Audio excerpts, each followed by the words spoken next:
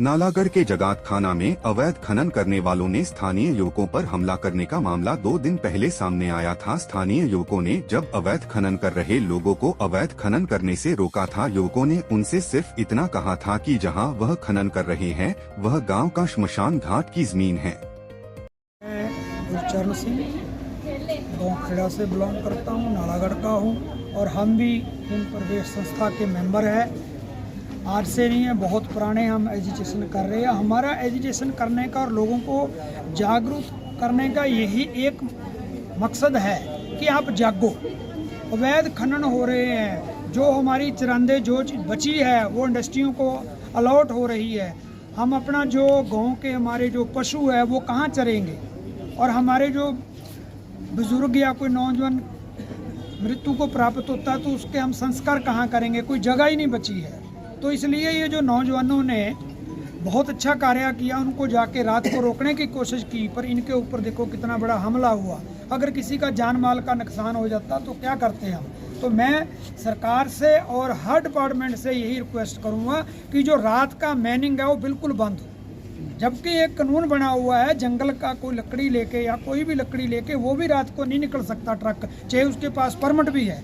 तो ये भी एक उसमें ही आता है, पर्यावरण में आता है। तो ये मैनिंग कैसे हो रही है, वैध खनन कैसे हो रहा है। और जो लीगल मैनिंग है वो 3 फुट की है, वो 3 फुट हाथ से कर सकते हैं। ये तो मशीनें लगा लगा के कर रहे हैं, और ये लोगों से प्राइवेट ज़मीन लेके उसमें खनन कर रहे हैं, उसके एड में जाके सरकार की ज़मीन को खनन कर रहे हैं। तो मेरी पुरजोर सरकार से बेनती है, अपने विधायक से भी यही बेनती है कि ये सरकार को भी बदनाम कर रहे हैं लोग।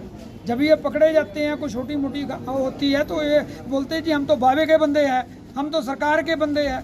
यार तो सरकार के बंदे या बाबे के बंदे, बाबा ये कहता है कि आप नदियों को खनन करो। तो इसलिए मैं बाबा जी से भी यही रिक्वेस्ट करूंगा कि आप एक प्रेस नोट दें।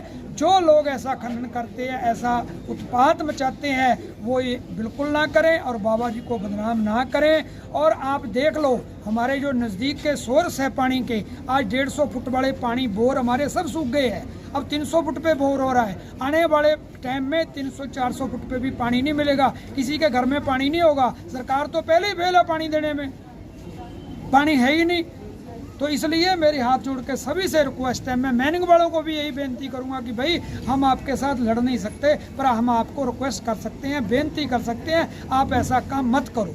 अपनी रोजी रोटी के लिए हमारे बच्चों को, आगे आने वाली जनरेशन को आप भूखे मत मारो। बस ये बड़े खेत से कहना पड़ता है कि जो सरकार बदली, यहाँ पर विधायक भी बदले। तो पहले बात थी कि यहाँ पर संरक्षण है राजनीतिक, लेकिन अब जो है विधायक तो कांग्रेस पार्टी के आगे हैं, तो अब कोई मांग नहीं होनी चाहिए कि संरक्षण हो। तो हमारी तो ये मांग है हिमाचल सरकार से कि नालागढ़ में जो खनन माफिया है वो बहुत ही बेखौफ हो चुका है। जैसा कि बताया गया, अभी जो है ये तीसरा अटैक है जो चंद दिनों में हुआ है। इससे पहले भी जो है भुट के पास अटैक हुआ, उससे पहले चंगर एरिया में हुआ। यानी कि एक तरफ तो हमारी जो खड्डे हैं उसमें जो पुल बने हुए हैं, सरकारी पुल, हम जो नालागढ़ वासी है दहोटा पुल का बंस झेल रहे हैं 1 वर्ष से, वहाँ आना जाने का साधन नहीं है। 1 वर्ष से वो पुल बंद पड़ा है। अभी भुट पुल है वो टूटने के कगार पर है, बुलाहट पुल है वो टूटने के कगार पर है। चिकनी खड्ड जो है, आप वहाँ हालत देखें कि चिकनी में जो फॉरेस्ट लैंड है और दूसरी जो वहाँ पर खेल का मैदान है, पानी की योजना है, वो बंद होने के कगार पर है। तो अभी मैसा प्लासी में जो ये हुआ है, जहाँ पर शमशान घाट के लिए नौजवान युवाओं का कोई ये सरकारी कार्य नहीं था, बल्कि उन्होंने जो मांग रखी वहाँ पर ये रखी कि आप कम से कम शमशान घाट के लिए जो है आप अवैध खनन ना करें। लेकिन वहाँ पर भी अवैध खनन हो रहा था, और अवैध खनन को रोकने के लिए जब उन्होंने मांग रखी तो वहाँ पर उनके ऊपर अटैक हुआ। और बड़े रोष से कहना पड़ता है,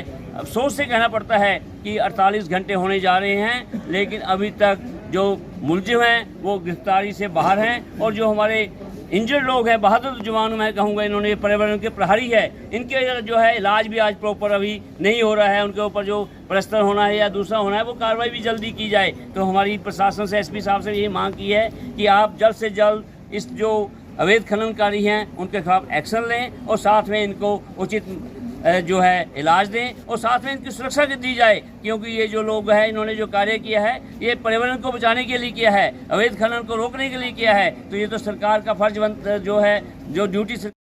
बद्दी से अनवर हुसैन की रिपोर्ट, कैमरामैन युगमार्ग टीवी।